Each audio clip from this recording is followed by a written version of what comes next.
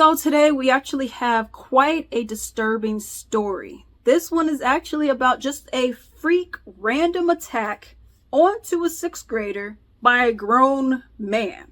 Just completely random. The person's minding their own business with the rest of their class, and we have someone getting punched in the face. A student was attacked by an adult male simply based on his race. Students from Whatcom Middle School were walking back from a field trip nearby, and they happened to be right in front of the police station when a man suddenly crossed the street and punched an 11-year-old black student in the face, chipping his tooth. According to the police report, the suspect, 42-year-old Paul Bittner, also pushed the boy and made a statement to the effect of, "Are you going to talk to a white man like that?"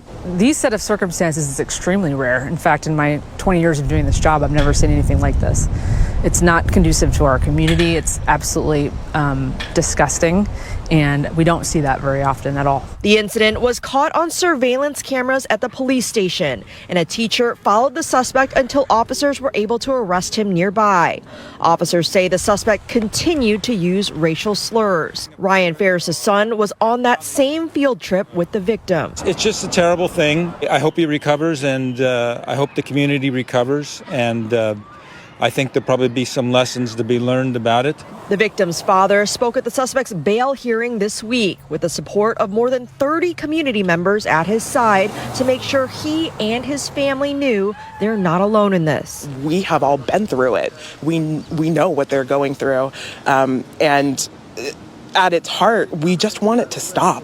All right, let's get into this. White man charged with hate crime after allegedly punching black sixth grader.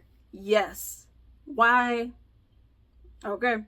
A white man was charged with a hate crime after he allegedly punched a black sixth grade boy in Bellingham, Washington, while the student was on a field trip. You're not even safe being on a field trip? Really? Paul Jonathan Bittner, 42 years old, punching a sixth grader, which, what are you, about 11, 12? Was booked in Whatcom County Jail on charges of assault of a child in the second degree and malicious harassment, a hate crime offense in Washington. Booking records show his bail was set for $500,000, which you would need like $50,000.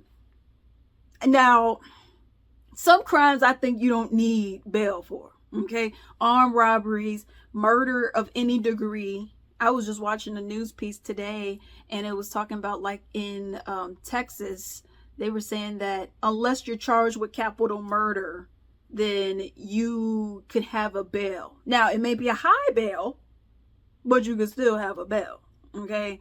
As opposed to just being like, we're not going to give you a bail, period. But they say, well, we'll still collect some money if you got it, you know? So they gave him $500,000. I don't think you need to be getting when you're 42 years old and you're punching an 11, 12-year-old boy just because you feel like it. I think you will be a nuisance and a danger to society at that point. Same thing with the people in New York who were sucker punching the women. I don't think you need to just be getting out. I don't care if you can make the bail. You shouldn't be getting out. And I don't even think they had one. But let's continue. Court records revealed that the unnamed 11-year-old suffered a chipped tooth. Students were walking to the Pickford Film Center on a field trip when a community member physically assaulted and used racist comments towards one of the students. All right, this is what the middle school principal had to say in a statement. While the middle school students were walking on the sidewalk, Bittern, this is the 42-year-old, crossed the street, approached the child, and without warning, pushed the child. Bittern then made a comment along the lines of, "Are you gonna talk to a white man like that?" So he's over here minding his business with the rest of the students.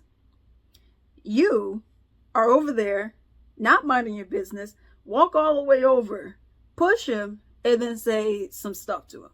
And I don't know, and we don't know if he was they said harassment. So he could have been harassing the boy. The boy's like, nah, get away from me, whatever. And then he did what he did.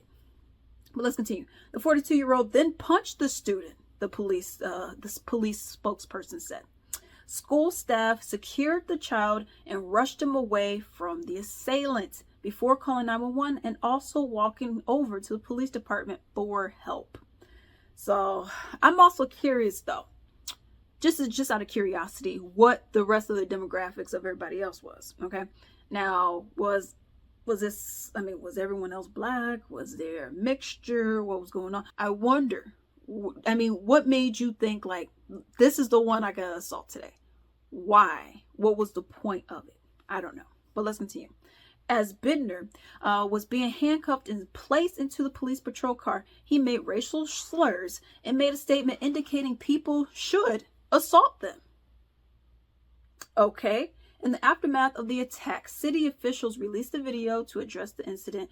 Hate is not welcomed here at all. Okay. The school district superintendent confirmed that the assailant was charged with a hate crime. He issued a statement denouncing the racist encounter. Bellingham Public School is absolutely opposed to anti-black racism and racism in all forms. Now, you know, he ends up going into a full statement, which of course I get. But here's the, I'm cool.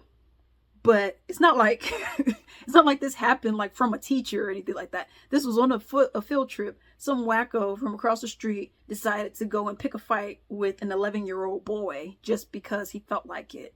So I get that you got to do it, you know, just for publicity.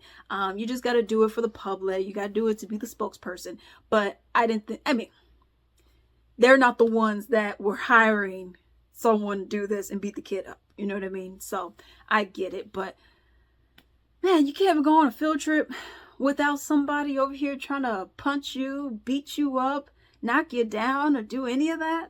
It's very upsetting. They did say that the boy had a chipped tooth as well. So, but let me know what you all think about that story down below.